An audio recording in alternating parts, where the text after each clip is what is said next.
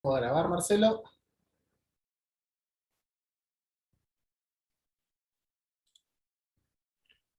Buenísimo. ¿Querés que Bien. empecemos o esperamos? Si querés arrancamos, Marcelo, te presento formalmente.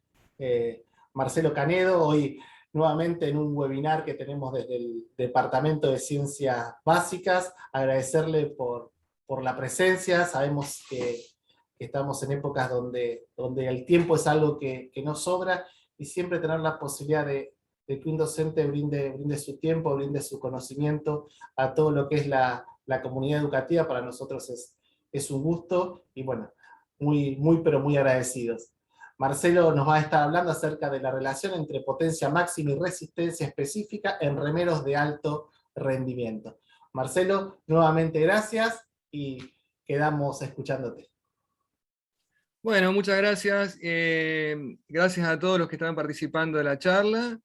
Y bueno, un poquito vamos a desarrollar ese tema, contarles que trabajé durante el 2009 y 2011 en la Selección Nacional de Remo, y muchos de los datos que vamos a ver en el desarrollo de la charla vienen bueno, de esa experiencia, ¿no? De evaluación fundamentalmente de ese grupo, de esa población de remeros.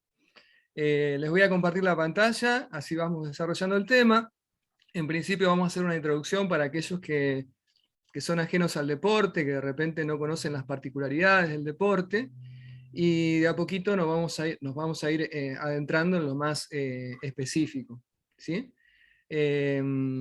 Así que bueno, si te parece compartimos pantalla y lo vamos desarrollando. Adelante, Marcelo.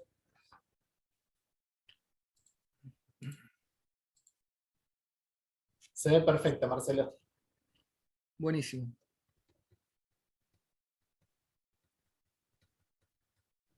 Bueno, como decía recién, el estudio, el trabajo específico es la relación entre indicadores de potencia y de resistencia específica en el remo, ¿sí? Vamos a hablar un poco de las particularidades del remo como deporte. Las embarcaciones olímpicas son el single, el 2 sin timonel, doble par, 4 sin timonel, cuádruple par y 8 con timonel. En el caso del single, el doble par y el cuádruple par, hablamos de remos cortos, y en el caso del 2 sin timonel, el 4 sin timonel y el 8, estamos hablando de remos largos. Los tiempos de referencia son los que están en esta tablita. Una cosa que quiero aclarar es que estos tiempos corresponden a los Juegos Olímpicos de Sydney 2000. Son un poquito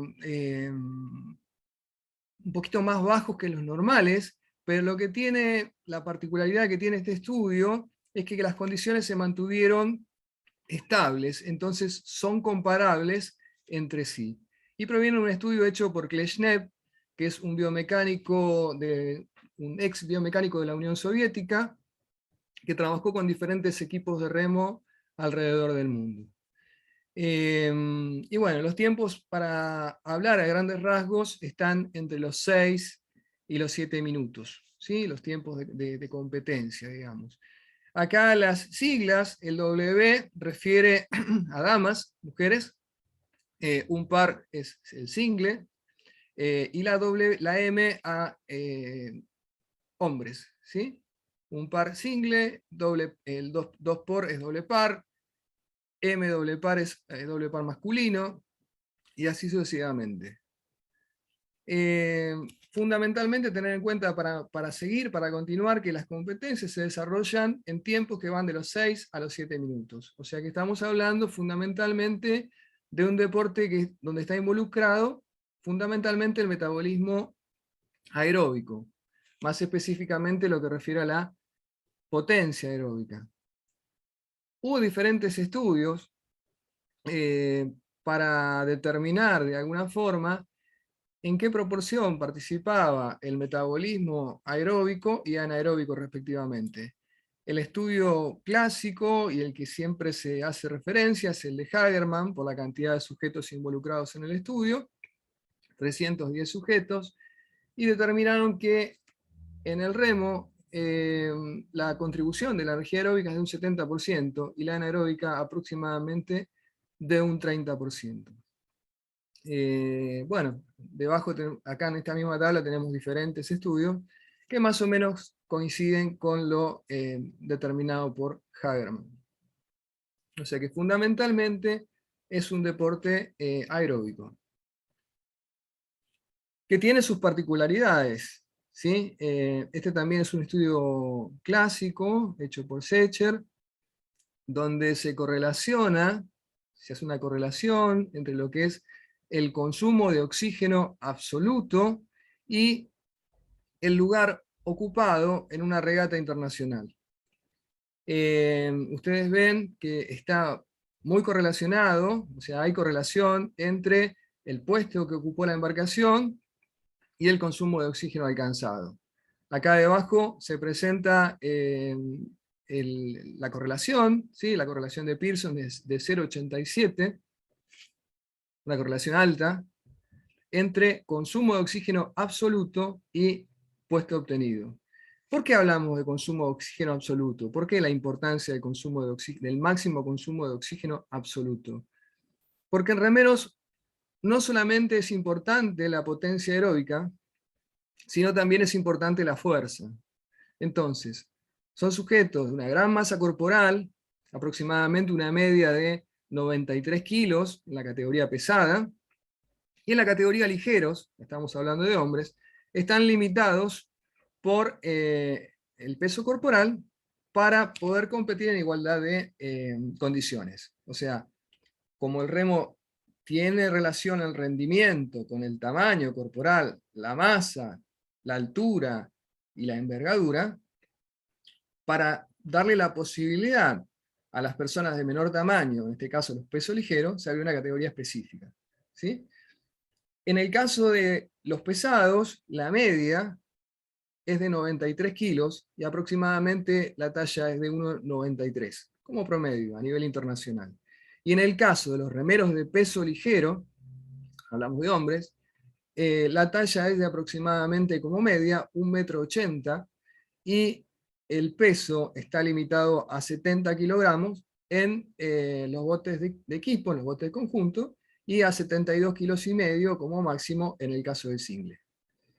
Bueno, entonces estábamos hablando de por qué es importante el consumo de oxígeno absoluto, porque conjuga las dos cosas, una alta capacidad aeróbica, pero también una gran masa muscular. Si comparamos el consumo de oxígeno relativo con maratonistas o esquiadores de alto nivel, el consumo de oxígeno relativo, o sea, por kilo de peso corporal, es relativamente discreto, aproximadamente unos 70 mililitros por kilo por minuto. Pero si eso lo multiplicamos por una masa de 90 kilos, nos da un consumo de oxígeno absoluto superior a los 6 litros por minuto. En este caso, se muestran valores de consumo de oxígeno relativo y absoluto de remeros de la Selección Nacional Argentina, evaluado durante el año 2009. Categoría pesado. Acá tenemos el peso en la primera columna, el tiempo que hacen estos remeros en remorgómetro, la potencia en 2000 metros, que se corresponde con el tiempo, obviamente, la carga en watts que alcanzaron en el test de carga incremental. Para determinar el consumo máximo de oxígeno se hace un test de carga incremental, después vamos a ver un ejemplo de protocolo. Y bueno, los valores que se determinaron son en torno a los 5,5 litros de promedio, ¿sí? Y las frecuencias cardíacas máximas, la frecuencia cardíaca máxima alcanzada, la tienen detallada acá en la columna de la derecha. Generalmente los remeros de muchos años de entrenamiento tienen frecuencia cardíaca máxima relativamente baja. He llegado a tener hemos evaluado 2 remeros de la selección argentina con muchos años de entrenamiento. Uno de ellos finalista mundial, finalista olímpico, y como frecuencia cardíaca máxima en una prueba de estas, llegó solamente a 170 pulsaciones por minuto. A mí me resultaba curioso, lo volvimos a evaluar varias veces, y efectivamente esa era su frecuencia cardíaca máxima. Por eso a veces el error de prescribir trabajos para determinadas zonas de esfuerzo o áreas funcionales en función de una frecuencia cardíaca estimada de forma teórica, ¿no? De acá mismo se ve la gran variabilidad, ¿no? 184 a 200, o de 170 en el remero que mencionaba. Entonces, si decimos entrenar al 80% de la frecuencia cardíaca máxima, se dan cuenta que para un remero de 200 pulsaciones por minuto no es lo mismo que para un remero que alcanza las 184. Y mucho menos para un remero que tiene una frecuencia cardíaca máxima de 170. Pero bueno, más que nada para que se fijen estos valores y después los vamos a comparar con un remero de talla internacional, como fue Olas Tufte, con diferentes títulos a nivel olímpico, a nivel mundial. Así que esto queda como datos anecdóticos, ¿sí? Los tiempos en 2000 metros son bastante buenos, fundamentalmente este último, 5.56, es un valor de nivel internacional que puede considerarse dentro de un estándar de cualquier otra selección del mundo, ¿sí? En esta categoría. Así que, bueno, es para tener en cuenta. Y acá vemos un poquito lo que hablábamos hoy, que el remo no depende solamente, al igual que muchos deportes, de una sola capacidad, sino de muchas capacidades a la vez, o cualidades.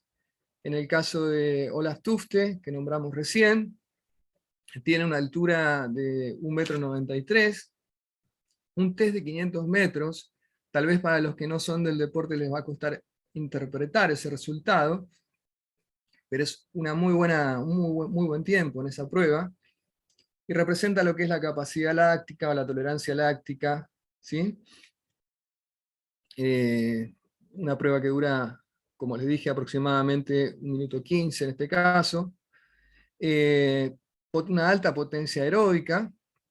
En este caso lo que es la potencia que alcanza, o mejor dicho, el tiempo que alcanza los 2000 metros. Recién dijimos que 5.56 era una buena marca, este remero tiene 5.46. Una masa corporal importante, 94 kilos, un consumo de oxígeno cerca de 7 litros, muy alto. Recién vimos que la media de los remeros argentinos de selección estaba en los 5,5 litros, levemente superior a eso. Una prueba en 5.000 metros, que es lo más llamativo para aquel que está en el deporte, que es de 15.32, es muy bueno. Pero los datos, los tiempos son más que nada anecdóticos, ¿sí? Lo importante es ver la cantidad de cosas que determinan el rendimiento del remo, además de la técnica, la eficiencia, lógicamente, la altura, la potencia aeróbica, la capacidad láctica, la fuerza determinada por la masa corporal magra, ¿sí? Porque son cuerpos, o sea, la masa corporal es músculo, ¿sí? Hay muy poca grasa en la composición corporal de estos deportistas.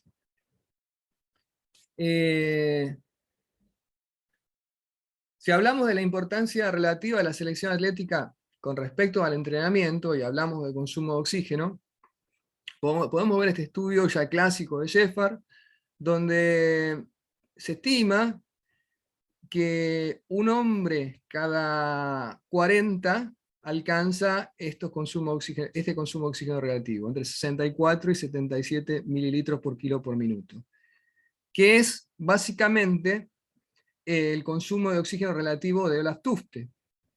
Pero además de esa característica, tiene que tener una gran masa muscular y una gran fuerza y una gran altura. O sea que todo eso conjugado es muy difícil de encontrar, ¿sí? Es tan difícil de encontrar como dice acá, un hombre cada 500.000 tienen un consumo de oxígeno que va de entre 80 a 96 mililitros por kilo por minuto, de donde sale un maratonista o un corredor de fondo de élite, ¿sí? Nosotros con los remeros estamos acá, entre 64 y 77. 64 es lo que está determinado genéticamente, y 77 es lo que se incrementa como producto del entrenamiento. O sea, el margen de incremento del consumo de oxígeno a través del entrenamiento está entre un 15 y un 20%. Aproximadamente eso es lo que se puede mejorar. Por eso habla de la importancia de la selección atlética. Muchas veces se habla de si querés ser un deportista olímpico, tenés que empezar por elegir bien a tus padres, ¿no? Se refiere a esto, ¿no? Es un poco irónica la frase, pero se refiere a esto, ¿no? Primero, como base, hay que tener estos valores porque el margen de mejora es muy acotado. En la realidad del campo, lo que es la evaluación, muy pocas veces tenemos oportunidad de hacer evaluaciones de consumo de oxígeno de forma directa, ¿sí? Esas pruebas que yo les mostré, las hicimos en el CENAR, en un momento que una empresa que comercializaba estos instrumentos, la marca Schiller, tenía intenciones de probarlo en el CENAR y tuvimos la oportunidad de hacer estas evaluaciones. Como dijimos, además de una importante potencia aeróbica, ya que dijimos que el metabolismo aeróbico influye en un 70%, o participa en un 70% y solamente un 30% en el anaeróbico, tenemos los valores de fuerza que se expresan durante la prueba, ¿sí? Acá vemos una competencia en single, esto lo hicieron, biomecánicos de Alemania del Este, Schwanitz, Roth y Steinacker, que era un fisiólogo, y determinaron el pico de fuerza, el pico de potencia y la potencia media durante una regata. Acá vemos que el pico de fuerza, entre los 0 y 10 segundos, entre los 10 y 60 segundos, entre el minutos 1 y el minuto 5, y entre el 5 y el 6. Son altos, ¿sí? 1000 newton es aproximadamente 100 kilos, ¿sí? Y piensen que esto, más o menos valores de 60 kilos de promedio, tienen que aplicarlo durante 240 remadas, en promedio, ¿sí? Entre 200 y 240 remadas. O sea que hay una gran exigencia en lo que respecta a la resistencia a la potencia, la resistencia a la aplicación de potencia. Es importante la fuerza y es importante poder sostener esos valores de fuerza o de potencia en el tiempo.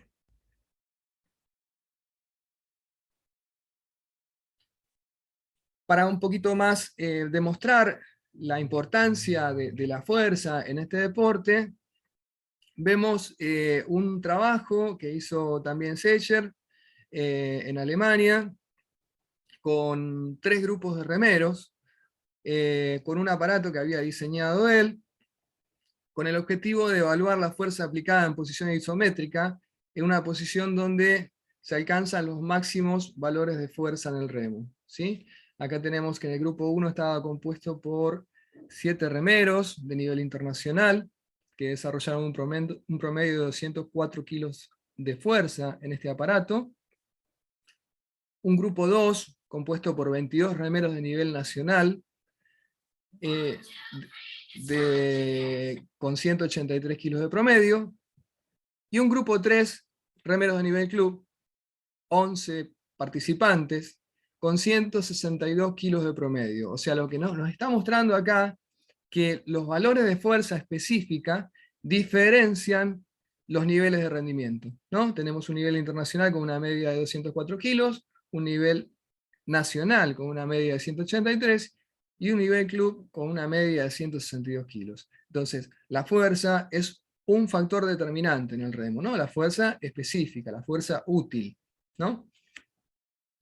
La fuerza en ejercicios no específicos se puede desarrollar hasta cierto punto, y hasta cierto punto tiene aplicación en el rendimiento específico. Después de ciertos valores, deja de tener implicancia, ¿no? Acá estamos hablando de fuerza específica, lo que pueden aplicar en una situación muy similar a la aplicación de fuerza en el bote. Bueno, acá habla mucho, acá ya en realidad tomé varias citas, no las voy a repetir, más que nada para que las puedan tener. Yo les voy a decir a grandes rasgos ¿Qué dice acá? Habla un poquito de, sí, tenemos remeros que necesitan ser fuertes, y tenemos remeros que necesitan de una alta potencia aeróbica, ¿sí? Un alto consumo de oxígeno absoluto. ¿Y cómo llegamos a eso? ¿Qué pasa con ese entrenamiento, con el entrenamiento? ¿Qué determina el entrenamiento para alcanzar esos objetivos? El entrenamiento determina una transformación muscular donde los remeros terminan teniendo en su estructura muscular, está compuesta mayormente por fibras de contracción lenta, muy hipertrofiadas, con una sección transversal mayor que las fibras de contracción rápida. O sea, las fibras lentas alcanzan mayor tamaño que las fibras de contracción rápida, que normalmente tienen un mayor diámetro transversal, un mayor diámetro. Entonces, hay una transformación, hay un aumento de capilares por número de fibra, hay aumento del número de mitocondrias, y esto viene determinado por una particularidad del deporte, que tiene que ver con que los tiempos de aplicación de la fuerza, como dice acá en esta cita Secher, los tiempos de aplicación de la fuerza son relativamente largos si los comparamos con otros deportes. Entonces les permiten a las fibras de contracción lenta poder participar en esa aplicación de fuerza. Por eso hablamos de grandes fibras de contracción lenta, ¿sí? Entonces, sí, los remeros de nivel internacional son potentes, pero fundamentalmente a expensas del desarrollo de la fuerza. A expensas del desarrollo de la fuerza. Ustedes saben que la potencia es el producto de fuerza por distancia en relación al tiempo, ¿sí? El tiempo de aplicación acá no es determinante de la potencia. Acá lo que determina la potencia aplicada a los remeros es la fuerza que pueden desarrollar, ¿sí? Entonces tenemos, como les dije, fibras de contracción lenta que participan en ese tipo de movimiento. Acá, un poco para confirmar esto que hablábamos recién, es un estudio de Sommer del año 2009, y vemos los tiempos de propulsión, es el tiempo del ciclo completo de remada. Acá hablamos del tiempo de pasada, es el tiempo de propulsión, a diferente número de remadas. Ven que a medida que aumenta el número de remadas, de 20 a 34 remadas por minuto, el tiempo de propulsión o el tiempo de pasada, como se dice en el ambiente del remo, va disminuyendo. Pero aunque va disminuyendo, siempre es un tiempo de aplicación relativamente largo, ¿sí? O sea, estamos hablando de 1 segundo para aplicar la fuerza. Si lo comparamos con un saltador, si lo comparamos con un lanzador, si lo comparamos con un corredor, son tiempos mucho más altos, ¿no? En un saltador, en un lanzador hablamos de milisegundos. Acá estamos hablando de 1 segundo que dura la aplicación de fuerza durante la propulsión, ¿sí? Generalmente este ritmo de remadas, 20 remadas, está relacionado con los trabajos de índole aeróbica, ¿sí? Los trabajos que tienen que ver con el desarrollo del metabolismo aeróbico, y fundamentalmente, además, fundamentalmente en esos trabajos de las 18 o 20 remadas, no solamente se presta atención a lo energético, sino también se presta mucha atención a la aplicación de fuerza durante ese trabajo, ¿sí? O sea, están trabajando, además de la resistencia a la fuerza, o la resistencia a la fuerza, de una forma muy específica, que tiene que ver con el gesto de competición, ¿sí? Y este ritmo 32, 34, ya tiene que ver con un ritmo de competencia, ¿sí? Y podríamos ver un ritmo intermedio, que es en 24, 28, podríamos estar en la zona de 28, fundamentalmente la zona de umbral láctico o umbral anaeróbico, si nos ponemos de acuerdo con la terminología, ¿sí? Pero fundamentalmente lo que tenemos que rescatar acá es que los tiempos de aplicación son relativamente largos. Y acá vemos, dentro del ciclo completo de remada, qué porcentaje ocupa la propulsión, o la pasada, del remo, con respecto al recobro, ¿sí? En un ciclo de remada tenemos 2 instancias, la propulsión y el recobro. La propulsión es el momento que el remero propulsa el bote, ¿no? Hace fuerza sobre el remo. Y el recobro es el momento que va hacia la toma, o sea, el momento que va hacia la popa del bote, ¿sí? O sea, el momento que aplica la fuerza, la propulsión. Y ven que a medida que aumenta el número de remadas, decrece el tiempo de recobro. Porque fundamentalmente el aumento del número de remadas está en función de esto, ¿no? De disminuir el tiempo de recobro.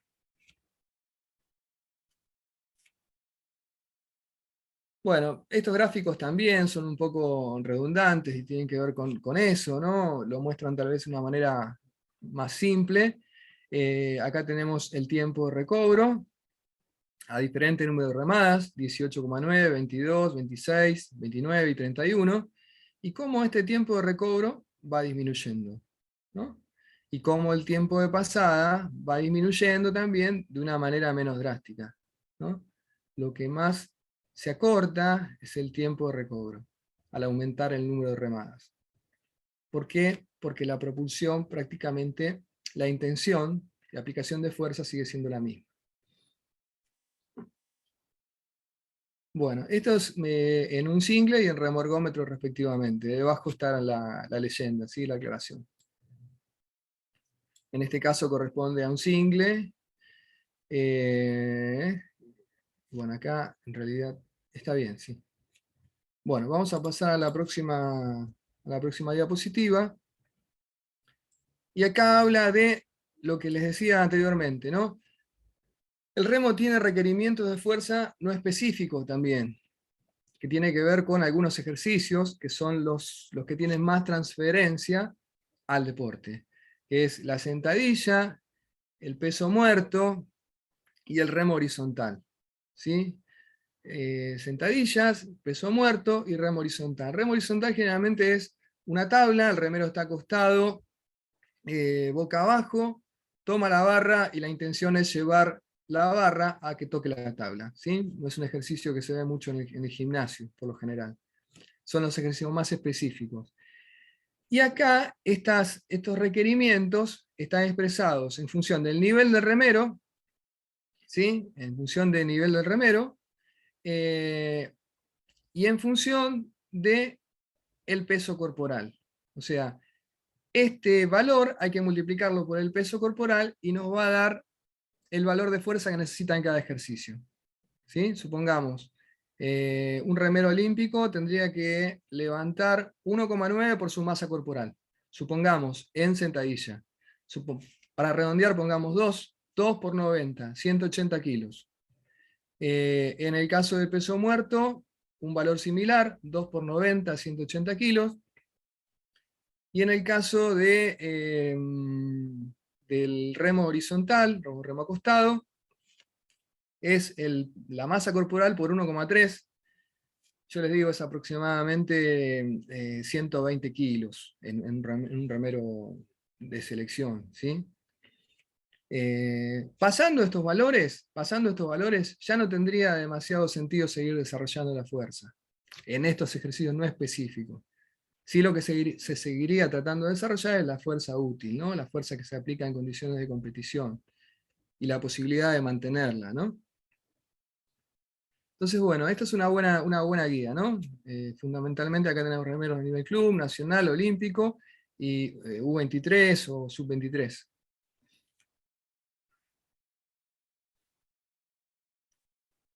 Bueno, vamos a seguir con la presentación. Bueno, en este caso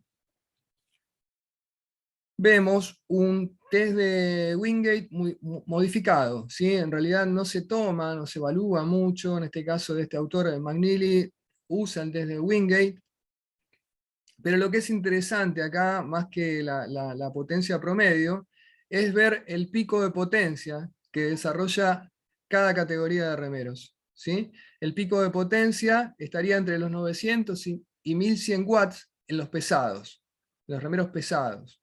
Entre 650 y 800 en los remeros hombres pesados, entre 550 y 700 en las mujeres pesadas, y entre 400 y 500 en las mujeres peso ligero. ¿Sí? Ustedes ahora cuando veamos los valores de fuerza de los remeros de selección argentina, están en estos valores, ¿sí? Todos están en valores superiores a los 900 watts y algunos superan los 1100 watts. En el caso de los ligeros también están entre 700 y 800, 800 y un poquito más de watts. ¿Sí? O sea que esos valores son valores de referencia para la potencia máxima.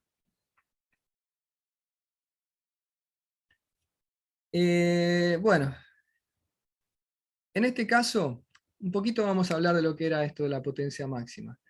La potencia máxima de alguna manera también condiciona la resistencia, ¿sí? ¿Por qué? ¿Qué tiene que ver la potencia con la resistencia? Alguien puede decir. En realidad la potencia tiene que ver con la resistencia desde el punto de vista de lo que hablaba Bompa como reserva de fuerza, ¿sí? Yo tengo un potencial de aplicación de fuerza y un porcentaje que puedo aplicar de esa fuerza máxima o esa potencia máxima en el gesto específico. Cuanto mayor sea ese potencial, la fracción relativa que voy a aplicar en mi deporte va a ser menor. Entonces, voy a ser más económico, ¿sí? Si yo tengo una potencia de 1100 watts y tengo que aplicar 500 en la competencia, no es lo mismo que tenga que aplicar 500 y tenga 800 watts de potencia máxima. Voy a ir mucho más exigido, ¿sí? Siguiendo esta línea, Bompa hablaba de, además de reserva de fuerza, reserva de velocidad. Él decía que para que un corredor de 800 metros corra en 1:43, debería tener un 100 metros, o correr los 100 metros, en 10:6. Si no, era muy difícil que alcance un tiempo de esa magnitud, ¿sí? Entonces, en los remeros pasa algo igual, algo similar, ¿sí? Hay un límite o un rango de potencia máxima que necesitan, porque la fracción de esa potencia máxima es limitada, aproximadamente entre un 48 y un 50%. ¿Sí? Pueden hacer uso durante la competencia. Si esa potencia es más baja, no van a poder repetir esa fracción de potencia durante la prueba. Después lo vamos a ver de una manera más clara, con algunas cuestiones que tienen que ver más bien con lo fisiológico. Aplicación de fuerza en remorgómetro. Acá ven el drag, en realidad es el remorgómetro, es un instrumento que se usa para simular la acción de remar y tiene la posibilidad de regular la resistencia, al igual que muchos otros instrumentos, y esa resistencia, que es la resistencia de arrastre que podría tener el bote como producto de rozamiento con el agua, ¿sí? El peso de la embarcación y el peso del remero, se denomina drag, ¿sí? El drag factor. En realidad es algo que se calibra en el remorgómetro, ¿sí? Lo podemos calibrar. Después vamos a ver el remorgómetro y lo vamos a aplicar un poquito mejor, ¿sí? En este caso, el drag de 120 es el drag que nosotros teníamos para los remeros de peso ligero. Pero lo que es interesante de ver acá es cómo a un mismo ritmo, 2 minutos los 500 metros, un promedio de 2 minutos los 500 metros, con diferente número de remadas, 18, 24, 30 y 34, cambia la magnitud de fuerza aplicada drásticamente, ¿sí? Vemos que remar a 2 minutos los 500 metros, el parcial de 500 metros, a 18 remadas por minuto, equivale una fuerza de 58 kilos por remada. Y a 34 remadas por minuto, equivale a una fuerza de 38 kilos por remada. O sea que son 20 kilos de diferencia, ¿sí? Una cosa interesante de ver acá es que cuando mandamos a los remeros a trabajar fondo o distancia, supongamos 20 kilómetros a 18 remadas por minuto, estamos trabajando también la resistencia a la fuerza de manera específica. Vemos que se aplican 58 kilos, que tiene mucho que ver con la fuerza aplicada durante la competencia. O sea que estamos trabajando la fuerza de manera muy específica, además de la condición aeróbica, ¿no? Todas las adaptaciones que tienen que ver con el metabolismo aeróbico, el incremento de capilares, el número de mitocondrias, el número de enzimas oxidativas, se está desarrollando, y paralelamente a eso se desarrolla también la fuerza, ¿no? De una manera específica, ¿no? La resistencia a la fuerza. Así que, bueno, pasamos a la siguiente. Estas son todas generalidades, ¿no? Esto es cómo se distribuye la potencia durante la propulsión. Cómo se distribuye la potencia durante la aplicación de fuerza en el remo. Este es el total, esta curva representa el total de fuerza aplicada, ¿sí? Esta es la fuerza, o mejor dicho, la potencia aplicada por las piernas, esta por el tronco y esta por los brazos. O sea, esto sería piernas, tronco y brazos. Vemos que el mayor porcentaje de potencia lo desarrollan las piernas, en segundo lugar el tronco, y en tercer lugar los brazos.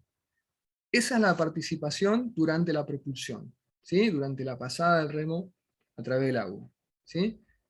Vuelvo a repetir, piernas en primer lugar, mayor potencia, la mayor contribución, en segundo lugar el tronco, y en tercer lugar los brazos. Muchos piensan que los brazos son los que desarrollan la mayor propulsión, un concepto equivocado.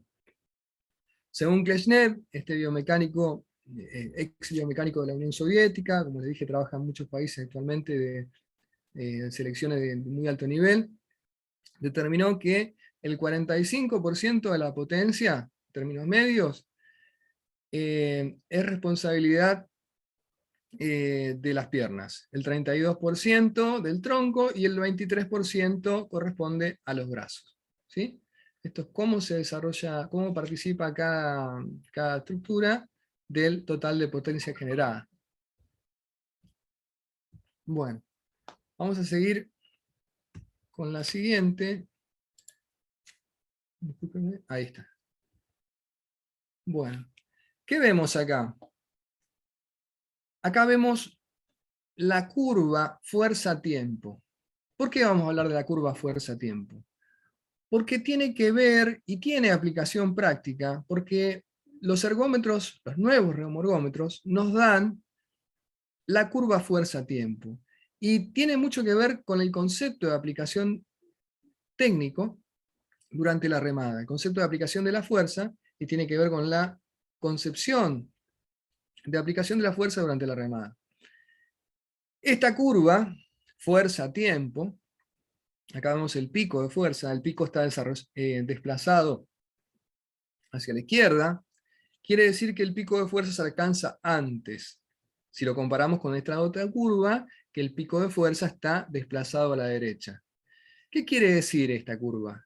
Que el remero hizo más énfasis en la fuerza al inicio de la propulsión, ¿sí? Una especie de tirón en el comienzo de la propulsión, en el inicio. Y esta otra curva, con el pico de fuerza desplazado a la derecha, de alguna manera representa que remero hizo énfasis en la aplicación de fuerza sobre el final, ¿sí? De alguna manera, para decirlo seguramente, un tirón con los brazos. Y acá, un tirón con las piernas, ¿no? De alguna manera representa este pico. En este caso, es la curva ideal, o la que es considerada ideal por los biomecánicos del remo, y es una distribución uniforme, ¿no? El pico se alcanza en la parte media de la curva, ¿sí? La fuerza está distribuida de manera uniforme, ¿sí? Podríamos decir. Después vamos a ver casos reales. Estos son los modelos, ¿no? Los tres modelos. El primero, con un pico de fuerza adelantado, este es con un pico de fuerza retrasado, y esto con una distribución de aplicación de la fuerza uniforme. Bueno, lo que vemos acá es la curva real de fuerza que nos da el remorgómetro, ¿sí? ¿Por qué está filmada? Porque pensamos en aplicar esas investigaciones de manera práctica y filmamos las pantallas de los remorgómetros para poder trabajar sobre ellas, ¿sí? Entonces, la curva fuerza-tiempo es esto que nos da acá el remorgómetro, ¿sí? Acá vemos otras variables como el tiempo promedio, la distancia, el número de remadas por minuto. Este es el tiempo en el parcial de cada 500 metros.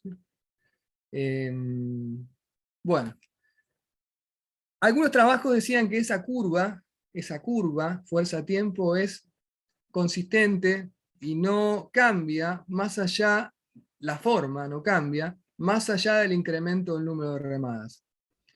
Queríamos ver si en el remorgómetro esto también se daba. Todavía no se confiaba mucho en esto y bueno, de alguna manera se intentó probar. Y acá tenemos dos remeras, en este caso dos remeras de peso ligero, remando a diferente número de remadas, 19, 24, 29 y 32 remadas por minuto. Y esta es la curva, la forma de la curva, fuerza-tiempo. Ven que a pesar de acortarse, por una cuestión de que a medida que aumenta el número de remadas, el tiempo de aplicación va disminuyendo, el tiempo de aplicación de la fuerza disminuye, la forma permanece prácticamente igual. Ven que la forma de la curva es prácticamente igual. Y en este caso también es otra remera, que dice remera 2, ven que cambia el número de remadas, 20, 24, 28, 32 remadas por minuto, pero la forma de la curva no cambia. O sea, acá el pico de fuerza está un poquito más desplazado hacia la derecha, que en este caso. ¿Sí? Ven que acá el valor máximo de fuerza, por eso hablamos de pico de fuerza, el valor máximo de fuerza, se alcanza un poquito más hacia la derecha, ¿sí? Con respecto a esta otra curva, donde el pico se alcanza prácticamente a la mitad. Como estas remeras remaban un doble par, también era importante tratar de conseguir curvas de fuerza similares. O sea, que la concepción de aplicación del desarrollo de la fuerza durante la remada sean similares, para que el acople de esas fuerzas sea mejor y la propulsión más eficiente. ¿Sí? Esto, calculen que son dos remeras. Si esa fuerza se desarrolla a destiempo, eso dificulta el avance, va en detrimento del avance del bote. ¿Sí? Si esas fuerzas se desarrollan a la par, ¿no? A un mismo tiempo, sincronizado, va a dar un mejor resultado. Entonces, esa fue otra intención, ¿no? Después superpusimos estas curvas y fuimos viendo las diferencias y tratando de corregir eso.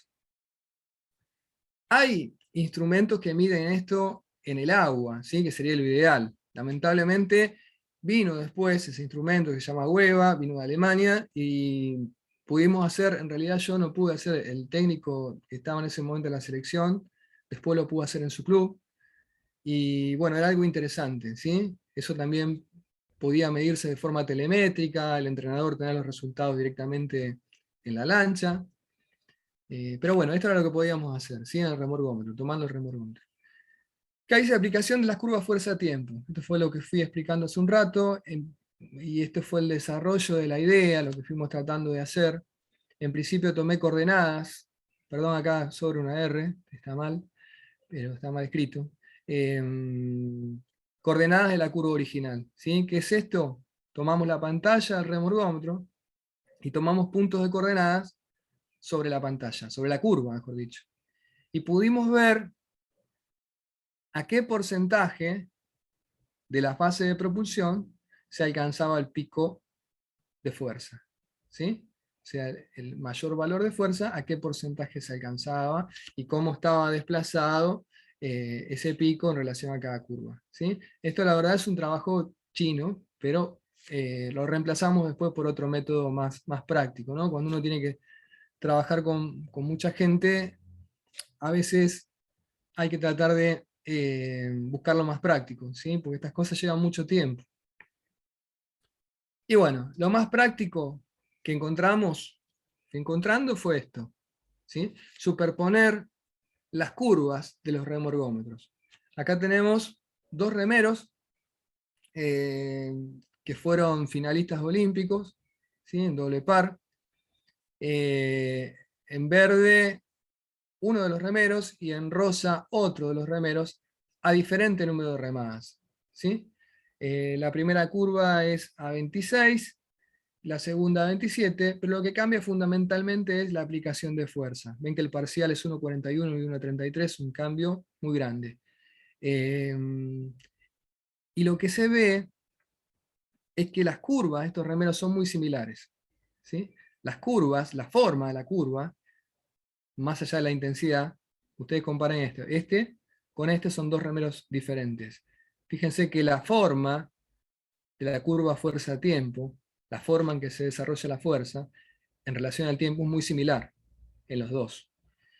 Y en otro ritmo de remadas, que era 1.32, 1.33, también la forma de la curva es muy similar en ambos remeros. Esto quiere decir que después se vio en el rendimiento específico que estaban trabajando muy bien, o sea, que eran eficientes y estaban trabajando de forma sincronizada, tenían el mismo concepto técnico, ¿sí? La mejora que se vio en estos remeros no fue una mejora física, las pruebas de orden físico siguieron más o menos iguales. Lo que se vio, un cambio en la eficiencia, ¿no? Un cambio en la técnica, un cambio en la forma que trabajaban juntos. Eso es lo que determinó un cambio de rendimiento también. Bueno, acá un poco para respaldar lo que estuvimos hablando antes, fenotipo muscular en remeros. Acá, digamos, remeros, los de mayor rendimiento y un grupo de menor rendimiento. ¿Sí? Podríamos decir elite y subelite, para decirlo así a grandes rasgos. ¿Sí? Los de elite tenían un porcentaje de fila de contracción de tipo 1, lenta, mucho más alto que los de menor rendimiento, que los subelite, ¿sí? Y esto era estadísticamente significativo, ¿sí? O sea que había unas diferencias reales en cuanto a el porcentaje de fibras de tipo 1. En las fibras de tipo 2 eran menor el porcentaje en los remeros de elite con respecto a los sub-elite, ¿no? 23 con respecto al 33%. Las fibras de tipo 2A lo mismo, y las fibras de tipo 2B también. Siempre inferiores, ¿sí? Superiores las fibras de tipo 1 con respecto a los remeros de menor rendimiento. Acá vemos las principales enzimas de metabolismo aeróbico, ¿sí? Succinato de deshidrogenasa y citrato sintetasa también. Se ven diferencias significativas entre ambos grupos de remeros, ¿no? 40,8%, 40,8 micromilimoles, bueno, es una unidad muy específica que realmente no sé decirles cómo es la unidad, pero bueno, lo que sí podemos rescatar es que la cantidad de enzimas oxidativas en remeros de alto rendimiento elite es superior a los subelite. ¿Sí? Efecto de la fuerza sobre la resistencia. Dice, para reforzar esto que dijimos, de la importancia de la fuerza y qué efecto tiene sobre la resistencia, vamos a un poquito a hablar sobre esto. Dice, los incrementos de fuerza están frecuentemente acompañados por incremento en la potencia y en la tasa de desarrollo de la fuerza, ¿no? Fundamentalmente lo que aumenta la potencia es el aumento de la fuerza en los remeros. Recuerden que el tiempo de aplicación es relativamente largo, ¿sí? El aumento de la potencia va a estar dado por el aumento de la fuerza. Dice, esto podría aumentar la resistencia disminuyendo la fuerza relativa por fibra muscular. ¿Qué quiere decir? Que si la fuerza es más alta, si yo tengo que aplicar una fuerza determinada, la carga de trabajo relativa va a ser menor. Entonces, si esa tensión muscular es menor, la hipótesis que dan estos autores dicen que disminuiría la oclusión del flujo sanguíneo, ¿sí? Porque habría menor presión sobre las arterias, lo cual podría tener un efecto sobre la producción o eliminación del lactato, ¿no? O sea, aumentaría el nivel de lactato si cambia el patrón de reclutamiento y se favorecería la eliminación del lactato si disminuye la tensión sobre esas arterias, ¿no? El intercambio de metabolitos sería más eficiente. Y también disminuiría, como dice acá, el tiempo de restricción del flujo sanguíneo, reduciendo por lo tanto la limitación de oxigenación muscular y el intercambio de sustrato. Entonces, aumentar la fuerza, aumentar la potencia, ¿sí? Para redondear, implica usar una fracción menor de esa potencia máxima y me permitiría aumentar la resistencia de forma indirecta, ¿sí? De forma indirecta. Eh, por eso la importancia de la fuerza y el impacto que tiene sobre la resistencia, y a veces por caminos que no son los más... Por ejemplo, saliendo un poquito del tema, ¿no? En los corredores de larga distancia también se ve, ¿no? En lo que tiene que ver con la recuperación de energía elástica. Aumentar la fuerza equivale a mejorar la recuperación de energía elástica y mejorar la economía. Entonces, la fuerza tiene un rol fundamental, creo que en todos los deportes. Fundamentalmente en el remo es primordial, no solamente la parte aeróbica, sino que la fuerza, en definitiva, tiene un impacto grande sobre la resistencia. Bueno, acá es el instrumento de evaluación. Les voy a presentar un pequeño trabajo de investigación. El instrumento de evaluación que se utilizó fue el remorgómetro Concept 2.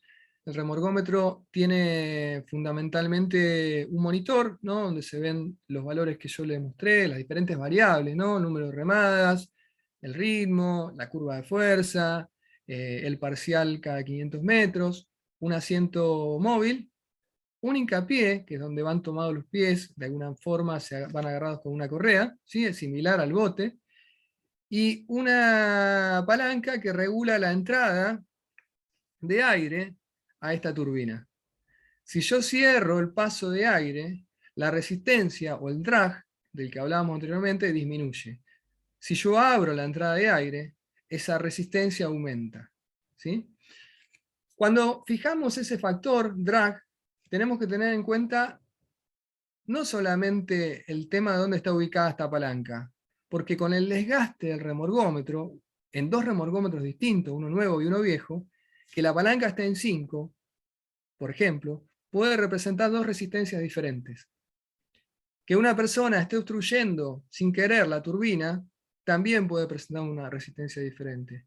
Que el remorgómetro esté cercano a una pared, que de alguna manera influye sobre la entrada de aire a la turbina, también puede alterar el drag factor. Entonces, no solamente tener en cuenta cómo se coloca esta palanca para reducir o aumentar la entrada de aire, sino prestar atención al drag factor, ¿sí? Que es con una combinación de teclas se puede observar en la pantalla. Bueno, ¿por qué se usa el remorgómetro para evaluar remeros habitualmente? Porque el remorgómetro ha demostrado correlaciones importantes, aproximadamente un 50%, entre el remorgómetro, entre el rendimiento del remorgómetro y el rendimiento observado en el agua.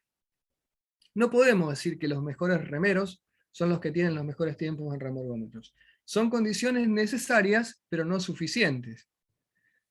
Pero tiene una influencia desde el punto de vista físico importante. O sea, el remorgómetro habla de un potencial para aplicar fuerza que puede ser o no transferido al agua, ¿sí? En el remorgómetro va a tener mucha importancia el tamaño corporal, la masa muscular y la fisiología propia del remero.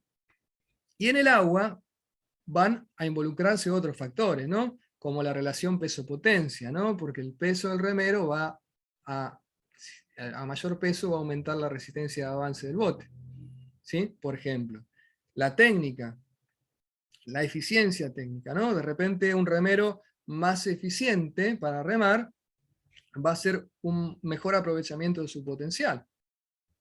Entonces, el remorgómetro explica un 50% de la variación de rendimiento observada en el agua. Es un parámetro, ¿sí? No es el único. Pero generalmente hay estándares para cada categoría de rendimiento en este caso, ¿sí? Es una herramienta que me da valores objetivos, ¿sí? Es aplicable. En este caso, vemos un estudio. Perdón, Marcelo, te interrumpo. Y me Sí, parece también, en cuanto a las condiciones del agua, tiene que ver la turbulencia del agua, que también creería que afecta, ¿no? Las condiciones del viento. tiene que ver eso, bien, bien, bien, Javier. La influencia del viento, la temperatura del agua, las condiciones que esté el río o el lago en ese momento, ¿no? Claro. La cercanía o no a la costa, o sea, por ejemplo, si te toca competir en una cancha que está cerca de la costa el rozamiento va a ser mayor, por ejemplo, Claro, ¿no? que hasta sobre el canal, digamos. Exactamente, exactamente, tal cual. Bien, bien, bien, bien, porque son otras variables que afecten, y mucho, ¿sí? Y hasta dicen también la temperatura del agua, no sé si la nombré recién, fundamentalmente en los países donde hay mucha amplitud térmica, por ejemplo en Canadá, han registrado mucha diferencia, ¿no? O sea que la temperatura del agua es una variable importante a tener en cuenta. Pero bueno, llevado a esto que hablamos de la relación entre rendimiento en el agua y rendimiento en el remorgómetro, vemos otro estudio también hecho por Kleshnet, este biomecánico, muy inquieto, ha hecho muchísimos estudios de diferentes tipos. En este caso, muestra la potencia sobre el agua y la potencia sobre el remorgómetro. ¿Qué relación hay? ¿Qué porcentaje de la aplicación de potencia explicada, de la aplicación de potencia en el agua se ve explicada por la aplicación de potencia al remorgómetro? ¿De qué manera impacta eso? Bueno, Kleshnet dice que más o menos en un 66%, de acuerdo a este estudio, ¿sí?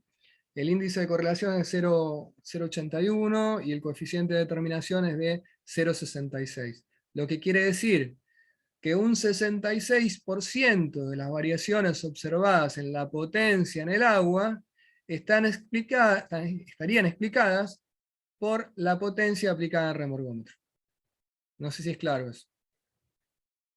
Un 66% de las variaciones de potencia aplicada en el agua estaría explicada por la potencia aplicada sobre el remorgómetro. O sea que seguimos viendo que hay una correlación, ¿no? Que es importante. Si bien no es lo único que tenemos que tener en cuenta. Por eso es la justificación de este instrumento como herramienta de evaluación, ¿sí? Este trabajo, para resumirlo, si no estaríamos mucho tiempo, tuvo varias hipótesis, ¿sí? 3 hipótesis fundamentales. La primera es que existe una correlación inversa entre la potencia máxima y el porcentaje medio utilizado en un test de 2000 metros sobre remorgómetro. ¿Por qué una relación inversa? Porque habíamos observado que algunos remeros con niveles muy altos de potencia usaban un porcentaje relativamente bajo durante los 2000 metros. ¿Sí? O sea, tenían valores muy altos de potencia, pero el porcentaje de potencia media que desarrollaban en los 2000 metros representaba un menor valor.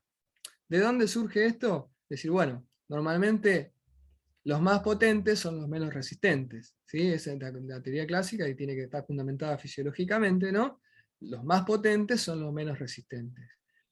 Y de alguna manera se veía acá, y después vamos a ver los resultados, ¿no? La hipótesis era esta, ¿no?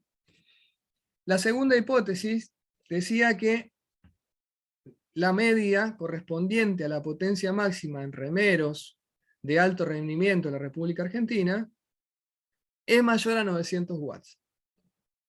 También habíamos observado, hacia grandes rasgos, que la mayoría de los que tenían un determinado rendimiento tenían niveles de potencia máxima superiores a 900 watts. En línea con lo que decíamos antes, ¿no? La resistencia tiene un límite. O sea, ¿cuánto puedo usar de mi potencia máxima?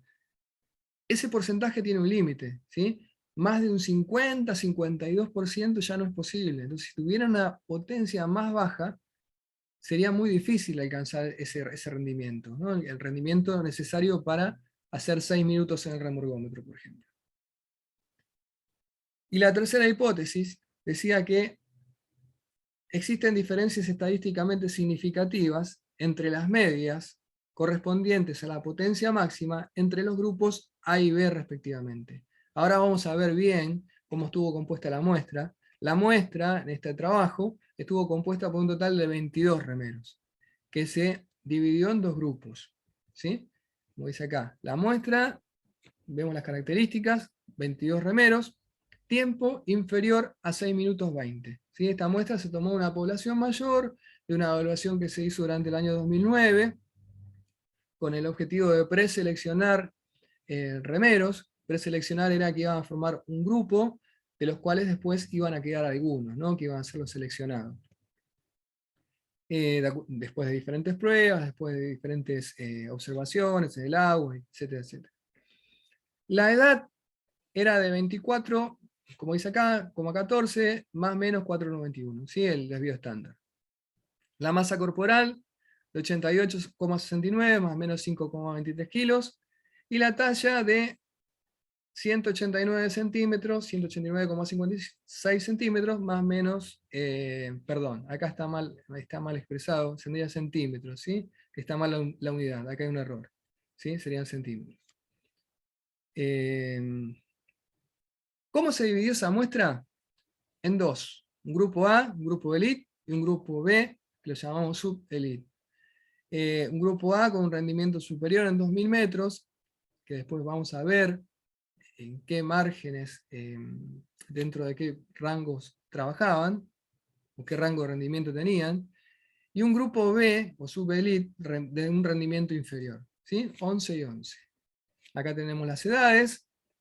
La masa corporal, acá ya se ve que la masa corporal hay una diferencia marcada, ¿no? Entre el grupo de mayor rendimiento y el grupo de menor rendimiento, ¿no? Casi 8 kilos de diferencia, ¿no? En promedio. En la talla también vemos una diferencia marcada. Después vamos a ver qué pasa, si son diferencias significativas o no. Bueno, acá las diferencias halladas entre los grupos A, elite, y B, subelite. Hablamos de elite y subelite en cuanto a los rendimientos que presentaron en el remorgómetro, ¿sí?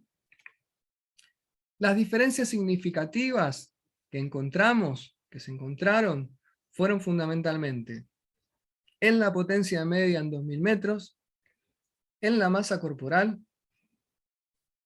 y en la talla, ¿sí? Se hallaron diferencias significativas en estas tres variables.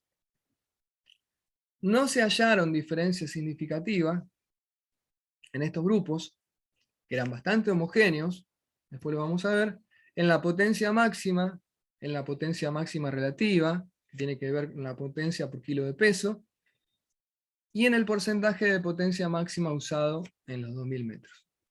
¿Sí? Nos quedamos con esto. Las diferencias significativas en grupos de rendimiento fue potencia media en 2000 metros, la masa corporal y la talla. La potencia media en 2000 metros es el rendimiento específico del que hablábamos, ¿sí? Al principio. Específico y medible, digamos, ¿no? Altura en el total de la muestra. ¿Cómo se distribuye la altura? ¿Sí? Entre 185 centímetros, entre 1,85 m y 1,95 m está la mayor parte de la población. ¿Sí? Tenemos dos individuos nada más entre 1,95 y 2 metros, y un individuo entre 1,80 y 1,85. ¿Sí? La mayor parte de la población estaba entre 1,85 y 1,95. Hablamos del total de la muestra, ¿no? De 22. La diferencia entre grupos, entre el grupo A y B, en altura, es un gráfico de cajas, ¿sí? Acá se ve la diferencia de estos dos grupos, ¿sí? Estos son los cuartiles, ¿sí? Estos son los cuartiles, y esta es la media, ¿no? La crucecita es la media. Ven que hay una diferencia, ya se ve, si bien no sabemos si es significativa o no, ya se ve acá la diferencia marcada que hay, ¿no? En lo que es altura. Acá vemos que el grupo A Elite estaría en 1,92, la media más o menos, y en 1,88, 1,87 para el grupo B. La masa corporal también presenta diferencias, en estos gráficos de caja se puede ver, una media de 92 kilos para el grupo A y una media de 84 kilos para el grupo B, ¿sí? Mayor rendimiento y menor rendimiento respectivamente. ¿Sí? Piensen que estos son masa magra, como les dije, ¿no? No hay gente con un porcentaje graso importante, ¿no? Valores de potencia máxima para el total de la muestra. ¿Cómo se distribuyó la potencia máxima? ¿Cómo se determinó la potencia máxima? En principio la potencia máxima se determinó en el remorgómetro con un test de 10 remadas. Después vamos a ver cómo se desarrolló ese test. ¿Sí? Generalmente los valores máximos se alcanzan entre la cuarta y la quinta remada. ¿Sí? El test de potencia máxima o el test para determinar el pico de potencia es un test que se hace sobre el remorgómetro, fundamental sostener el remorgómetro sin obstruir la entrada de aire, porque como la aplicación de potencia es muy alta, tiende a moverse, eh, y la potencia se alcanza máxima entre la cuarta y la quinta remada. ¿Sí? Acá vemos cómo se distribuye. La mayor cantidad de remeros de esta población está entre 850 y 1050 watts. ¿Sí? Casos superiores a 1050 watts son raros, y casos inferiores a 850 watts también, solamente uno. Bueno, acá la potencia máxima, cómo se distribuye en los dos grupos. Ven que acá no hay tanta diferencia en las medias. Después vamos a ver por qué pasa con esa relación. Si bien, sí, en los extremos se ve una diferencia, ¿no? Entre el grupo de mayor rendimiento y el grupo de menor rendimiento. Igualmente ya para todo hay un óptimo, ¿no? Y se supone que estos dos grupos ya alcanzaron el óptimo de potencia que tenían que alcanzar para alcanzar ese rendimiento, y el rendimiento en 2000 metros está influenciado por otros factores que van más allá de la potencia máxima. Por eso no se encontraron diferencias significativas finalmente. Bueno, este es el gráfico de cajas también relacionado con las remadas por minuto que desarrollaron en ese test de potencia. ¿Sí? Ven que en el grupo B el número de remadas por minuto es más alto. ¿Por qué? Porque la masa corporal es menor. Entonces, para alcanzar valores de potencia similares, necesitan aumentar el número de remadas. ¿Sí? Pensemos que estos son remeros de mayor masa corporal y de mayor fuerza, ¿no? De mayores valores de fuerza. Si estos alcanzan valores similares, es merced al aumento del número de remadas, lo cual después no pueden sostener. Por eso el rendimiento en 2000 metros es inferior, ¿sí? Porque no pueden sostener una alta fracción de aplicación de esa potencia máxima. En cambio estos, de mayor masa corporal, sí. Piensen que proyectan durante la propulsión una masa corporal bastante más grande, ¿no? Y acá no hay influencia de la gravedad sobre el rendimiento, ¿no? Piensen que es un carro que se desliza, y una persona con mayor masa, tomada de un puño donde se transfiere la fuerza, tiene ventajas sobre una persona de menor masa.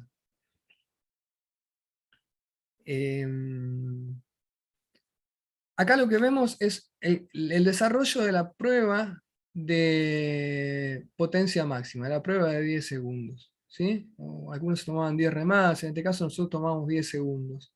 Ven que el valor máximo se alcanza en la cuarta remada, entre la cuarta y la quinta remada, y después comienza a decrecer, ¿no? Por una cuestión energética, por una cuestión neuromuscular también. ¿Sí? Este es uno de los remeros que mayor aplicación de potencia ha desarrollado, por arriba de los 1100 watts, ¿sí? Son valores importantes, ¿sí? A nivel internacional. En este caso también es el remero que mayor potencia desarrollaba, el mayor registro de potencia que tuvimos, y también fue el mejor tiempo en 2000 metros sobre remorgómetro, que fue 5.52 la marca, es un muy buen tiempo. ¿Sí? Recordemos que Tufte, remero que fue campeón olímpico, campeón mundial, tenía 5.48 como tiempo en 2000 metros, y este remero tuvo 5.52 como mejor marca, ¿sí? No demasiado lejano. Si bien 4 segundos es una diferencia, es un rendimiento importante. ¿Sí? O sea que los remeros de mayor potencia tuvieron las mejores marcas en 2000 metros. ¿Sí? Dos registros, 5.52 y 5.56, lo hicieron los remeros de mayor potencia, a pesar de de lo que hablamos recién. Bueno, este es otro registro de potencia menor, alcanzado recién a la séptima remada, ¿sí? Un remero de menor potencia. ¿Y cómo se distribuye la potencia media en los 2000 metros para el total de la muestra? ¿Cómo se distribuyó? Los mayores valores, la mayor cantidad de remeros estaba entre 6 y 615, ¿sí? Entre 6 y 615 para el total de la muestra, ¿sí? Lo que nos cuesta mucho es leer valores de potencia. Estamos acostumbrados a leer tiempos en 2000 metros, ¿sí? Valores de potencia nos cuesta. Entonces, habituarnos a qué representa 480 watts, qué representa 420 watts. Yo acá por eso hice la aclaratoria, ¿sí? Si alguien es del remo, puede ver que 420 watts equivalen aproximadamente a 6:15 y 480 watts equivalen a 6 minutos. Bueno, esta es la diferencia de ambos grupos en los test de 2000 metros, ¿sí? En watts y en tiempos, ¿sí? Que tengan la traducción para que se vea más claro. Entre 6 minutos y 6:6 el grupo A, el de mayor rendimiento, y entre 6:8 y 6:19 el grupo B, de menor rendimiento. ¿Sí? Acá vemos como casos raros el 5:52 del que les hablaba hoy, ¿sí? Muy despegado del resto del grupo. Y acá lo que podemos ver de estas pruebas que se hicieron, cómo se desarrolla el test de 2000 metros. Es similar a lo que pasa en una regata, ¿sí? Este es el promedio, esto es la estrategia, ¿no? Este es el promedio de potencia aplicada, y cómo se desvía la potencia con respecto al promedio, ¿sí? El primer parcial de 500 metros está por encima del promedio. El segundo y el tercero siempre están por debajo, y en el cuarto hay una levantada. Esto sería 500, 1000, 1500 y 2000 metros, ¿sí? Si esto no se diera de esta forma, podríamos aconsejar al remero a que cambie la estrategia, ¿no? Si esto estaría demasiado exacerbado y causaría una disminución muy marcada en estos dos parciales, podría afectar el rendimiento total, ¿sí? Entonces, acá lo que se demuestra es la estrategia, ¿no? Cómo planteó estos 2000 metros un remero. Pusimos algunos ejemplos, ¿sí? Entonces, mayor potencia en los primeros 500 metros, regulan la potencia, bajan en los dos parciales siguientes, y obviamente en el último parcial intentan levantar los niveles de potencia para disminuir el tiempo. Acá les muestro para que vean que es similar en la mayoría. Acá hay un caso anecdótico para contar, que está bueno a referenciarlo. Unos remeros neozelandeses en doble par.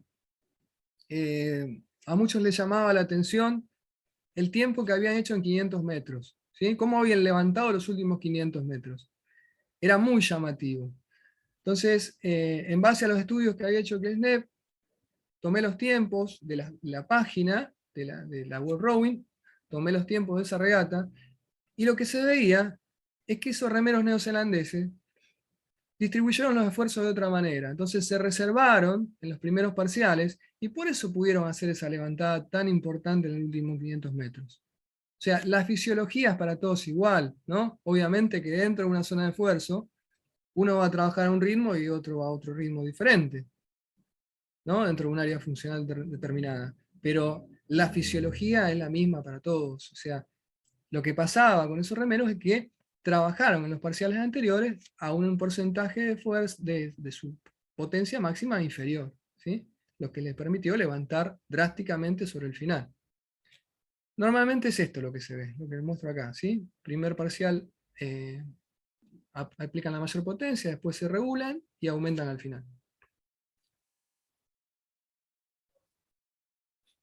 Bueno, acá vemos que cayó mucho los parciales del medio y por eso le permitió levantar mucho la potencia al final, ¿sí? El planteo acá fue distinto, ¿sí? Trabajó muy fuerte acá, lo que le obligó a disminuir la potencia aplicada, y al final le permitió levantar mucho porque hizo una reserva de potencia muy grande acá. Espero que sean comprensibles los gráficos, a veces algunos son... Bueno, acá también se muestran en realidad planteado como desvío de la velocidad promedio, ¿sí? Este eje horizontal es la velocidad promedio del remorgómetro en este caso, ¿no? Y los desvíos. Ven que todos son en línea con los que mostraba recién, ¿no? Primeros 500 metros por encima, bajan los siguientes dos parciales y aumentan al final. Acá hay una caída. Bueno, acá esta curva es diferente, ¿sí? Acá seguramente salió muy fuerte para su capacidad y no le permitió levantar. Y en el grupo B hay algunas cosas que tienen que ver con tal vez la falta de experiencia o el menor nivel, lo que fuera, que hacen que pasen estas cosas, ¿no? Acá no tenía demasiada noción del ritmo aparentemente, mantuvo un ritmo muy alto, parejo, y lo obligó a caer demasiado sobre el final. Pero bueno, esto es para trabajar de forma individual con cada uno, no solamente en el remorgómetro se puede hacer, sino en el agua también. Eso es lo bueno, a veces, tomar ideas de gente que tiene ideas diferentes a nosotros, y tiene instrumental para hacerlo, y adaptarlo a nuestra realidad, ¿sí? Esto es una adaptación de una idea de otra persona a la realidad que teníamos nosotros. Por ejemplo, es una idea de Kleshnev a nuestra realidad. Entonces, el objetivo tal vez de esta charla es esa, ¿no? No sé si es tanto de transmitir conocimiento, sino de plantear inquietudes, ¿sí? Inquietudes que después me llevan a adquirir conocimiento. Creo que esa es la intención. ¿Qué correlaciones había entre la potencia máxima y el porcentaje de potencia máxima en 2000 metros? ¿Qué relación? ¿Qué relación encontramos? Fue la primera hipótesis, ¿no? Habíamos planteado de que había una relación inversa entre la potencia máxima y el porcentaje que puede usar el remero en los 2000 metros. Para el total de la muestra, la correlación fue de menos 0,725, lo que incluye o lo que determina un coeficiente de determinación de 0,53. Quiere decir que el 53% de las variaciones observadas en el porcentaje de potencia máxima están explicadas por la variación en la potencia máxima, ¿sí? O sea, ahí no hay una relación inversa, ¿sí? Ahora, ¿qué pasó cuando dividimos el grupo? Aumentó esa correlación. ¿Por qué aumentó? La hipótesis de por qué aumentó es porque los grupos eran más homogéneos en cuanto a peso, en cuanto a altura, en cuanto a rendimiento. Entonces, ahí sí se podía ver que los remeros más potentes eran los menos resistentes. Tal vez cuando en el total de la muestra, la diferencia de masa corporal influía en esa potencia de manera diferente, ¿sí? Entonces, al dividir los grupos en A y B, con una masa corporal bastante homogénea en ambos, se sacó ese factor que contaminaba esa relación y se determinó que sí, efectivamente, los más potentes eran los menos resistentes, ¿no? Que los más potentes podían usar un porcentaje menor de su potencia máxima en el desarrollo de los 2000 metros. ¿Sí? De acá se sacó una ecuación de regresión también para poder calcular el porcentaje de potencia máxima. ¿Sí? Es algo más bien teórico, pero como eran altos los coeficientes de determinación, se llegó a resultados aceptables. Bueno, un poquito acá qué pasó con la potencia en 2000 metros y la masa corporal. También se muestra que hay una relación importante entre la potencia media en 2000 metros y la masa corporal de los remeros, ¿sí? Esto va en línea con otros estudios, ¿sí? Un 44% de las variaciones observadas en la potencia media en 2000 metros en remorgómetro están explicadas por las variaciones observadas en la masa corporal. O sea, un 44, el peso, ¿sí? La masa corporal, tiene una influencia de casi un 45%. ¿Sí? Por eso los remeros de mayor rendimiento en 2000 metros en remorgómetro fueron los de mayor masa corporal. Por eso había diferencias significativas entre los grupos de mayor y menor rendimiento en 2000 metros. ¿Sí? Hablamos de una masa corporal magra, ¿no? Tiene que ver con la fuerza, con la potencia que pueden desarrollar. Bueno, y acá vemos las líneas de regresión, ¿sí? Las líneas de regresión en cada grupo. ¿Sí? En el grupo A, acá ven lo que mostrábamos recién, el coeficiente de determinación que fue prácticamente el 81%, ¿sí? 80,6%, y lo explicamos acá que está más claro. El 80,6% de las variaciones observadas en el porcentaje de potencia máxima aplicada en 2000 metros se ve explicado por las variaciones en la potencia máxima alcanzada en el test de 10 segundos. O sea, que a mayor potencia, menor resistencia, menor porcentaje de potencia máxima voy a alcanzar. ¿Sí? Ven que acá los remeros de mayor potencia alcanzan un porcentaje o usan una fracción menor en los 2000 metros. Y los remeros de menor potencia usan una fracción de potencia mayor a lo largo de los 2000 metros. Obviamente la correlación no es perfecta, pero es alta. En este caso también lo mismo para el grupo B. Lo mismo para el grupo B. Y acá lo que vemos un poco es los tiempos en remeros senior, en pruebas de potencia máxima, valores normativos, ¿sí? Para grupos de rendimiento determinado. Estos son los grupos senior de mayor rendimiento evaluados en ese momento, ¿sí? En el 2009. Los 5 mejores remeros, mejor dicho, los 5 mejores tiempos del remorgómetro, están acá, que van entre los 5.56 y los 6 minutos 2. Los valores de potencia máxima están expresados acá, ¿sí? Para cada uno de estos remeros. Una prueba de 60 segundos, donde también los valores de potencia media están expresados acá. Acá se ve el porcentaje de potencia máxima en 60 segundos y el porcentaje de potencia máxima en 2000 metros. ¿Sí?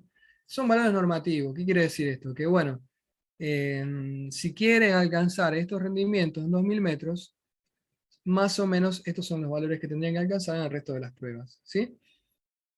La potencia en 60 segundos expresa un poco lo que es la capacidad lactácida, ¿sí? La tolerancia láctica.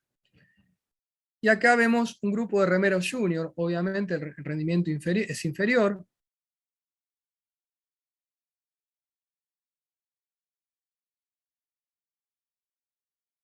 Junior que fueron finalistas en el campeonato mundial.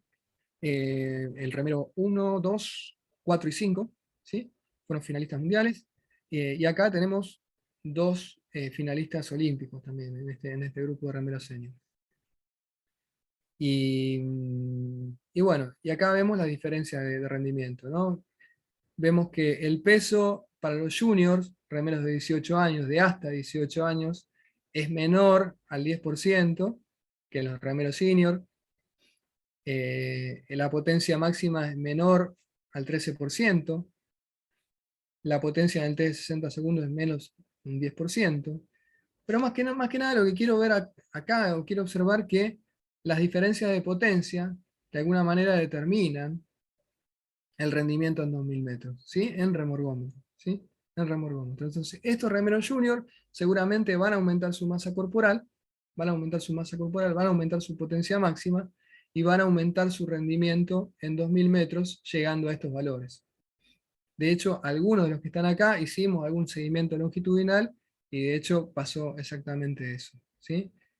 Y lo que hipotetizábamos en algún momento también, que era como un criterio de detección de talentos, cobraba bastante importancia el que logren una potencia máxima determinada.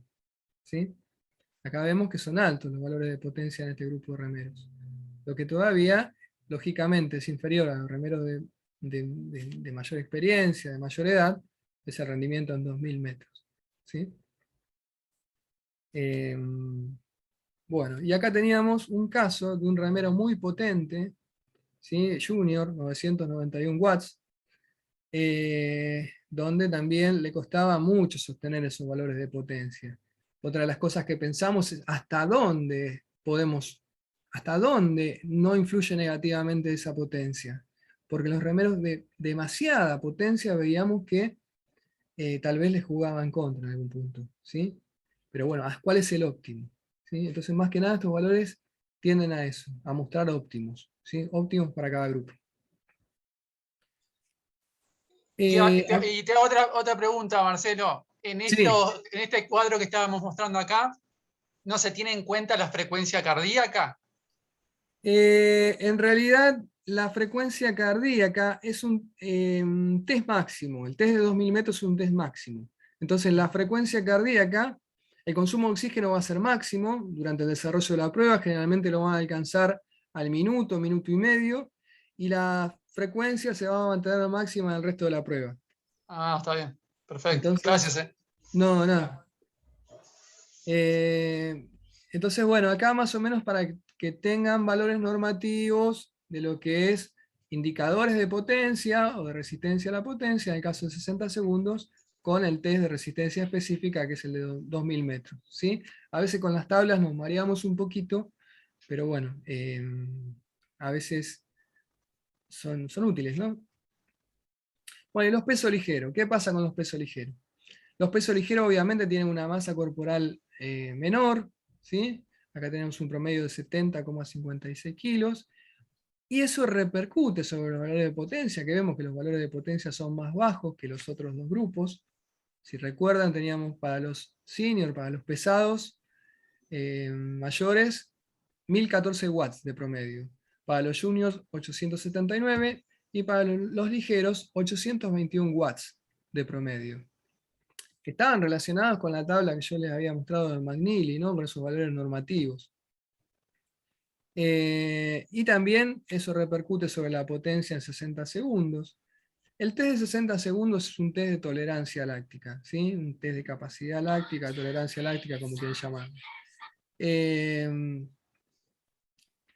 Yo creo que lo usamos más que nada, o mejor dicho, lo usamos más que nada, para obtener un índice de resistencia a la fatiga, un indicador de resistencia a la fatiga, que ahora les voy a mostrar. Vamos a seguir. Bueno, estos son los test de 60 segundos. Estos son los test de 60 segundos. La indicación en el test de 60 segundos era que la potencia sea máxima desde el comienzo de la prueba hasta el final.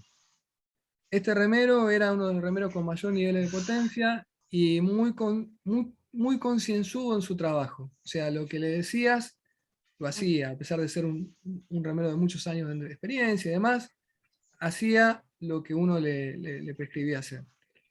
En este caso, lo que se le indicaba era aplicar la potencia máxima del principio al final. Obviamente se iba a ir cayendo a lo largo de la prueba.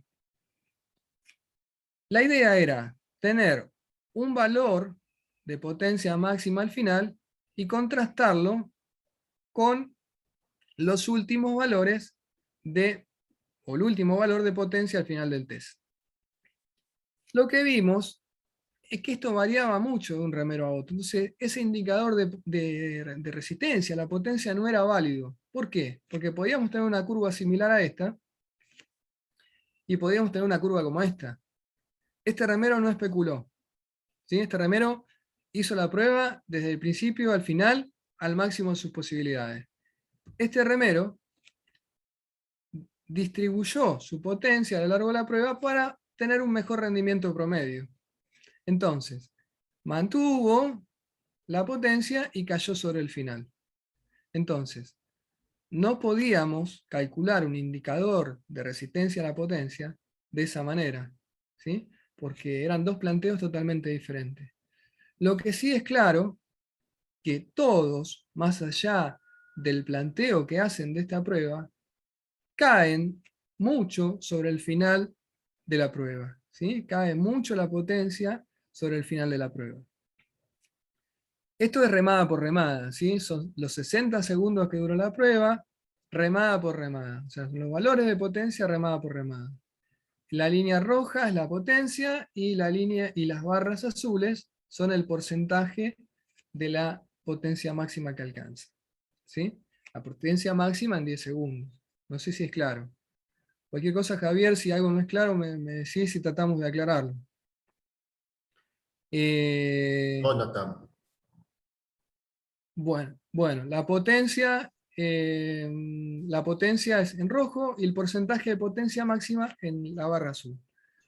Bueno, acá vemos otro caso, también lo mismo, otro planteo estratégico, pero cae sobre el final inevitablemente, ¿sí? Entonces, lo que se nos ocurrió es crear un indicador de resistencia a la potencia a partir de un promedio de las últimas 3 remadas, ¿sí? Fue arbitrario. Un promedio de las últimas 3 remadas y el valor de potencia máxima. ¿Por qué un promedio de las últimas 3 remadas? Porque en todos los casos, estos son algunos ejemplos, la potencia caía marcadamente, ¿sí? En todos se ve lo mismo, ¿no? En las últimas remadas cae marcadamente. Entonces, tomamos ese indicador de potencia, que dice índice de resistencia a la potencia, que está marcado acá en verde, ¿sí? Esto es el promedio de las últimas 3 remadas, comparado con la potencia máxima. Esto quiere decir que, en este caso, el índice de resistencia a la potencia es de un 65%, en este de un 61%, en este de un 72%, y así sucesivamente. Y vemos que guarda correlación con el porcentaje de potencia media en 2000 metros. O sea, cuando cambia cuando cambia el indicador de resistencia a la potencia, cambia el porcentaje de potencia media en 2000 metros. Vale decir que de alguna manera me está diciendo qué fracción de potencia máxima va a poder usar el remero a lo largo de los 2000 metros. ¿Sí? Entonces, fue una herramienta válida, se tendría que haber seguido aplicando para ver si esos datos eran reproducibles, pero fue una buena, ¿cómo les puedo decir? Un buen indicador.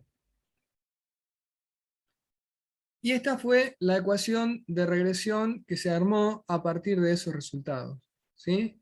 En este caso, la muestra estaba compuesta por 10 remeros. En el eje Y está el porcentaje de potencia utilizado en los 2000 metros, y acá el índice de fatiga. Y vemos que a medida que aumenta el índice de fatiga en los 60 segundos, también aumenta la fracción de potencia en 2000 metros. ¿De qué manera? Con un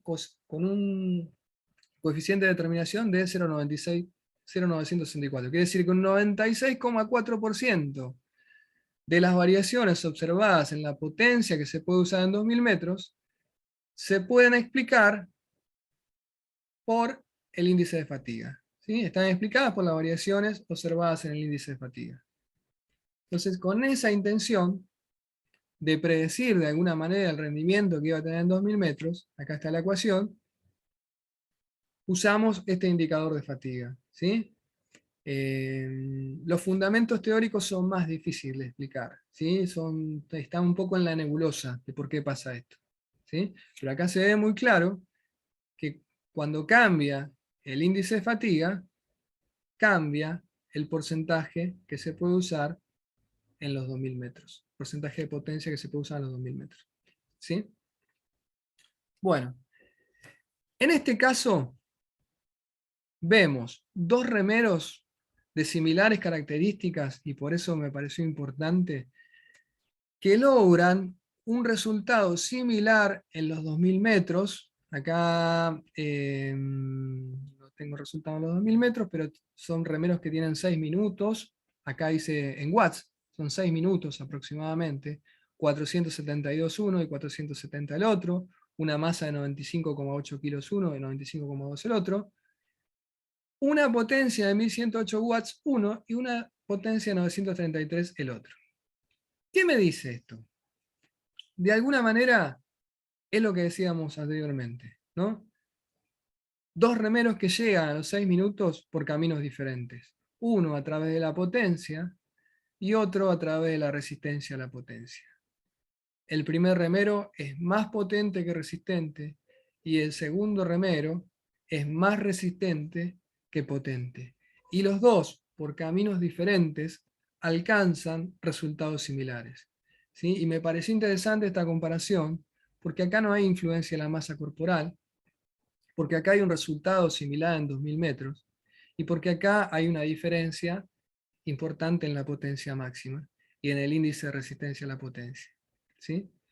Entonces, otras conclusiones que podemos sacar de acá es que tal vez los remeros más potentes, con un índice de resistencia a la potencia menor, podrían ser más útiles en embarcaciones como el 8, por ejemplo, o como un cuádruple, donde los tiempos de aplicación de la fuerza son más cortos, y el tiempo de duración de la prueba también.